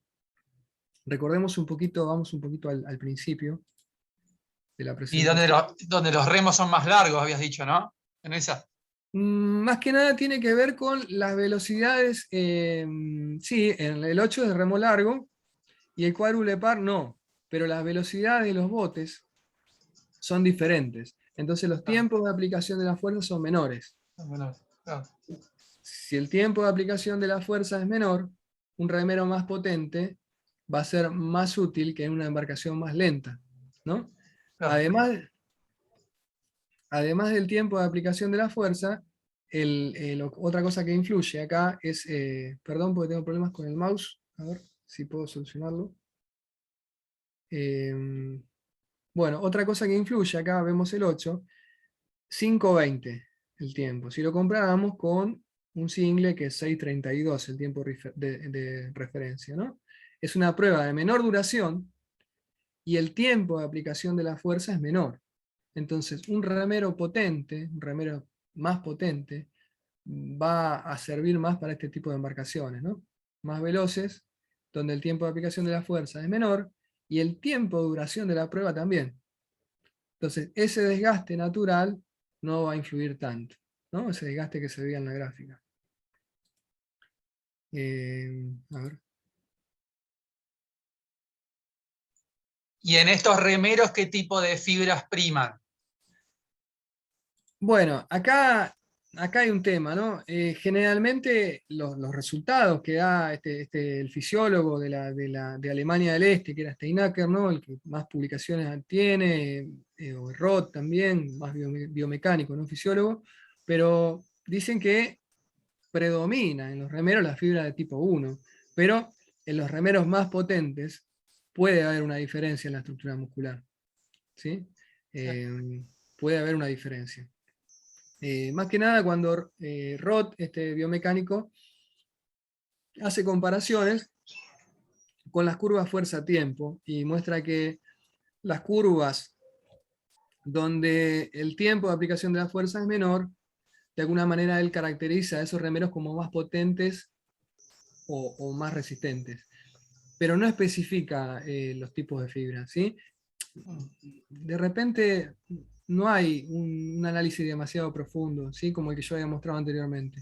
Sí, dice o deja entrever que esos remeros serían más eficientes en las embarcaciones más rápidas, ¿sí? Y que Sí, sí. posiblemente tuvieran una diferencia en la estructura muscular, ¿no? Un porcentaje un poquito mayor de fibra con reacción rápida, ¿sí? Está bien, gracias. No sé si es demasiado... Pero bueno, es lo que vemos acá, ¿no? Acá en este caso vemos eso, fundamentalmente eso. Un remero muy potente que se va desgastando a lo largo de la prueba, y un remero más resistente con valores menores de potencia que puede sostener esos valores, esa aplicación de potencia, y finalmente obtiene un resultado muy similar los dos, ¿sí? Bueno, no sé si tienen alguna pregunta hasta acá con respecto a esto. Yo diría, Javier, si te parece ir dando espacio a algunas preguntas. Marcelo, me parece bien. Yo creo que igualmente ahí lo leo como Johnny. No sé si está bien que te diga así, me parece que estuvo Sí, sí. bien, Johnny. Estuvo creo que complementando buena parte de tu exposición. Pero bueno, como bien decís vos, Marcelo, si hay alguna pregunta para sobre alguno de los temas ya abordados por Marcelo, si hay alguna pregunta para complementar. Y si no, Marcelo, tenemos unos minutos para que puedas hacer el cierre, para que puedas seguir conversando de lo que creas más apropiado. Así que, si hay alguna pregunta, pueden abrir el micrófono y hacerla, no hay ningún problema. Bueno. Y Marcelo, te iba a preguntar, estos equipos, los ergómetros, digamos que se consiguen, digamos, son accesibles de conseguir, y en caso de eso, también los costos, porque parece que son algunos equipos más sofisticados. Los remorgómetros, Diego, la última referencia que tenía, había un representante de Concept 2 en Mendoza, ¿sí? Se pueden conseguir. Los costos actuales del remorgómetro ya no te podría decir. Sí se pueden conseguir, ¿sí? Sí te podría hacer el contacto para conseguirlo, y te podría averiguar el costo, pero lo que sí es una herramienta útil de evaluación, más que nada para el área de investigación y demás, porque es una herramienta bueno, nos da muchos datos objetivos, los datos son reproducibles, ¿sí? Tienen confiabilidad, y Ah, bueno, yo y no es... pensaba, por eso mismo, para como futuro proyecto de investigación. Todos estos vienen con equipos, digamos, tipo monitoreo de computadoras para poder registrar todos los datos.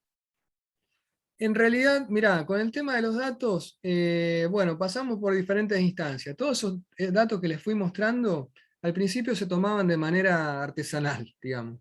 El test de 10 segundos, se tomaba un test de 10 remadas y se registraba mediante la observación del monitor, mirando el monitor, cuál era el valor de potencia máxima alcanzado, ¿sí?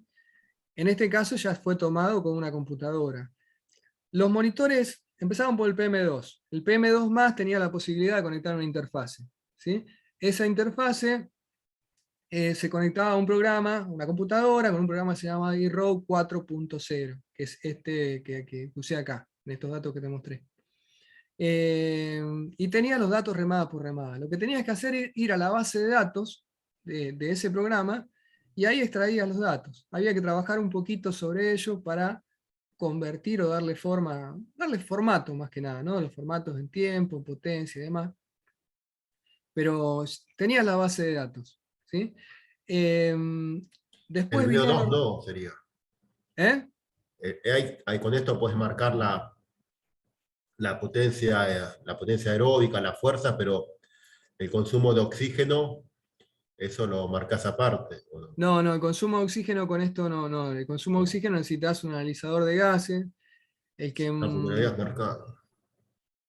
eso sí son herramientas muy costosas, ¿no? El analizador de gases, últimamente hay hasta portátiles, como el Cosmet K4, ¿no? El Cosmet K4 que es, lo podés usar directamente en el bote, o corriendo, no hace falta que sea en el laboratorio, ¿no? O sea que podés medir el consumo de oxígeno en situación real. Pero bueno, estos valores de consumo de oxígeno que les había dado yo eran sobre remorgómetros, con un analizador de gases respiración por respiración en el CENAR, ¿no? Esa marca que les dije, Schiller, llevó ese analizador de gases e hicimos unas pruebas. Me quedó pendiente de mostrarles el protocolo. Bueno, pensé que lo tenía en estas diapositivas, pero lo tengo en otro lugar guardado. Generalmente los test de carga incremental duran aproximadamente 12 minutos y se va aumentando la potencia a 25 watts hasta el final de la prueba. Lo que se toma como parámetro es tiempo en 2000 metros del remero, se toma la potencia media y ahí se hace un cálculo de incremento de 25 watts hasta que alcance esa potencia que alcanzan los 2000 metros, ¿sí? Más o menos a grandes rasgos es eso. Pero bueno, lo que te decía con respecto a estos valores que yo te dije que se toman del remorgómetro, lo podés calcular con eso, y después con otro programa que se llama Row Pro, lo que había hecho con los últimos remorgómetros era conectar la interfase, que ya era una interfase con USB, los anteriores era con un puerto RS232, esas fichas viejas, pero también al mismo sistema, ¿sí? No te daba los datos remada por remada del programa, ¿no? Te da un promedio. Pero si vos te metías en el programa, tenía una base de datos de Access. Si encontrás la contraseña, era muy fácil en un programa, ¿sí? Sacás la contraseña y tenés acceso a todos los datos remada por remada, ¿sí? De todas las variables. La única variable fisiológica, si se quiere, que puede tomar el remorgómetro, es la frecuencia cardíaca. ¿Sí? Sí registran la frecuencia cardíaca. Y sí las puede tener, entre otras variables, como datos remada por remada, ¿sí? En cada una de las pruebas. ¿Estudios vos los publicaste también? Este estudio fue, sí, prácticamente fue la tesina, ¿sí? La tesina de licenciatura. Y los otros datos que mostré, en realidad hay muchos datos para trabajar, pero bueno, también necesitas bastante tiempo para hacerlo. Pero sí, este trabajo se publicó como tesina de licenciatura. ¿Sí? Así que bueno, básicamente eso. Lo que me interesaba dejar claro es eso, ¿no? De la importancia de la potencia sobre la resistencia, fundamentalmente. Y ver que, bueno, los remeros pueden llegar por un camino o por otro, ¿no? Por la potencia o a través de la resistencia. Y cómo podemos usar las particularidades de cada uno, ¿no? Los más potentes para botes de menor tiempo, y los menos potentes tal vez para otro tipo de botes. Bueno, yo para mí me interesaría, ¿sí? Que si alguien tiene alguna pregunta para plantear o algo que no quedó claro, poderlo aclarar. Ya la exposición está como terminada, ¿sí? Había muchísimos temas para hablar, pero quise ser un poquito más concreto y me imaginé que también iba a costar mucho seguir la charla, fundamentalmente para los que no son del deporte, ¿no? Es un poco complejo. Así que bueno, si tienen alguna pregunta específica. Esto, Marcelo, este remorgómetro se usa tanto como para evaluar, como para medir, como también para poder entrenar, o se entrena directamente del agua. Se usa como medio de entrenamiento también, en el caso de los países donde tienen problemas con las temperaturas muy bajas, que se congelan los lagos, por ejemplo, o que las condiciones son muy cruentas. Bueno, se crearon con ese objetivo fundamentalmente, ¿no? Además de para evaluar, es como se usaron después. Fundamentalmente se usaron para el tiempo donde el clima era más cruento, en esos países como Alemania, como Noruega y otros países de ese estilo, como medio de entrenamiento, ¿sí? Se siguen usando. El tema es que, bueno, también tienen algunas diferencias con la aplicación de fuerza en el agua, y también pueden predisponer a lesiones fundamentalmente en la columna lumbar, ¿sí? En la espalda baja, fundamentalmente porque el remorgómetro es algo fijo, si bien se mueve el carro, no es la misma forma de aplicación de fuerza que en el bote, es diferente. Entonces, bueno, es un tema. Después, con respecto a esto que vos decías, me surgió también otra idea que está relacionada con esto. Durante mucho tiempo se aplicó trabajo de resistencia a la fuerza en tierra, ¿sí?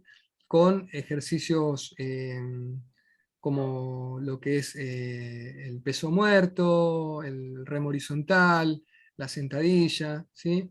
Se hacían trabajos donde la metodología consistía en hacer el mismo número de repeticiones que se estimaba se hacían en una regata. O sea, básicamente el trabajo consistía en 240 repeticiones, y la progresión era empezando haciendo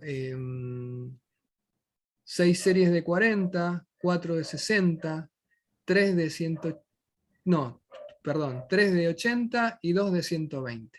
¿Sí? Ese era el final de esa metodología.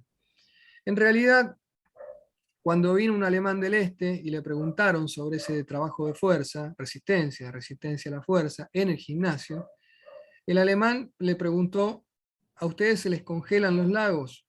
Dijo, no, a nosotros remamos en río y no se congelan. Entonces dice, es inútil que hagan ese tipo de trabajo, porque esto lo hacemos nosotros, porque en nuestro país hay momentos de la temporada donde no podemos remar, y hacemos esto como para trabajar un poco más específicamente la resistencia a la fuerza. Si puede remar, reme y desarrolle la resistencia a la fuerza en el agua. ¿A qué vamos con esto? A que tenemos que trabajar en tierra lo que no podemos desarrollar en el agua. ¿Sí? Si la resistencia a la fuerza se puede trabajar de forma específica remando, ¿por qué vamos a ir al gimnasio con un ejercicio totalmente inespecífico a trabajarla? Entonces, trabajemos en el gimnasio lo que no podemos desarrollar en el agua, ¿sí? Que es fundamentalmente la fuerza máxima y la potencia. ¿Sí? La fuerza máxima y la potencia. Y después eso va a tener una transferencia con el tiempo al rendimiento en el agua, ¿no? A la aplicación de resistencia, a la resistencia a la fuerza, ¿no? Y fundamentalmente también un poco aclarar,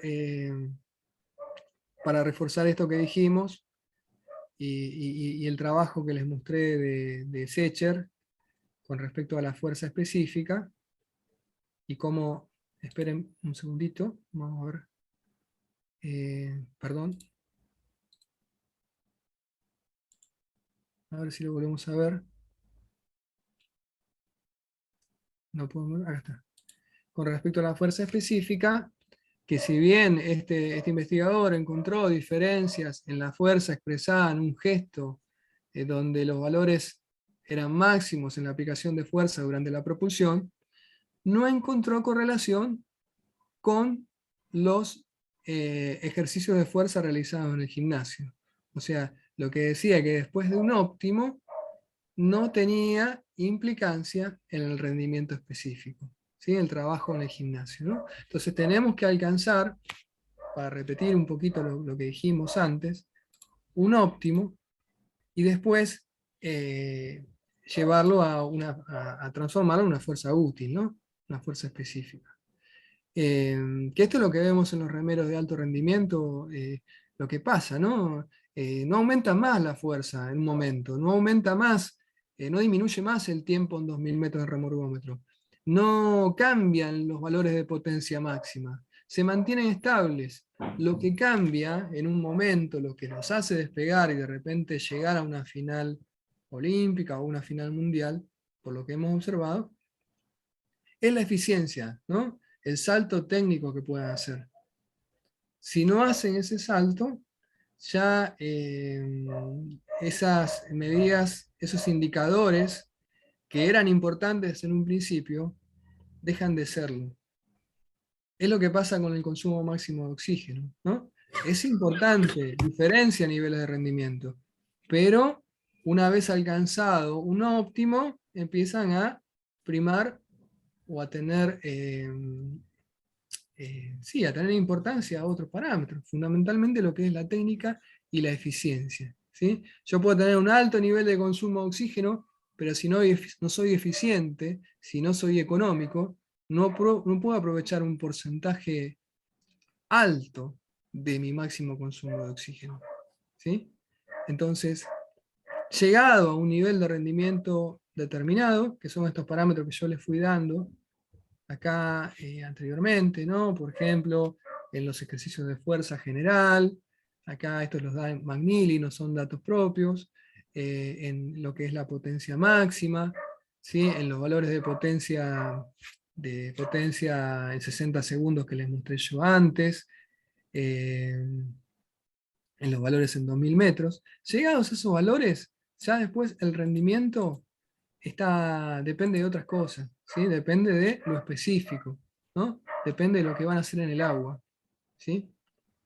Y otra cosa que tal vez quería resaltar con respecto al tema del remorgómetro, hay mucha discusión. Un remero una vez me mandó un trabajo de investigación donde me mostraba que habían encontrado poca correlación entre el rendimiento en el remorgómetro y el rendimiento en el agua.